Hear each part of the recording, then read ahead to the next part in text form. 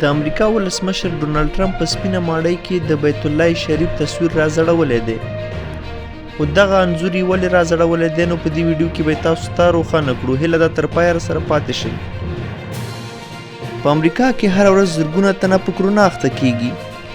د یو څېړنې له مخې امریکا کې تر دې مهاله د 1 لک څخه زیات کسان په کرونا باندې اخته دي.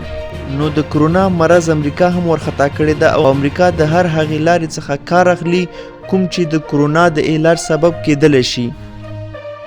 نو د دې لپاره د امریکا د ولسمشر ډونالډ ټرمپ یو سلاکار ډونالډ ټرمپ ته مشوره ورکړې ترڅو په سپینه ماڼۍ کې د بیت الله شریف عکس راوځړوي چې دا د برکتونو څخه ډک انځور دی.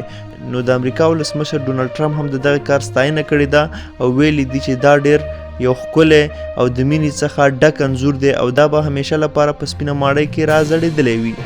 نو دا اوس زموږ د نن ورځې خبر. د نورو دغسې جالبه خبرونو دپاره زموږ چینل در سره هرومرو سبسکرایب کړئ.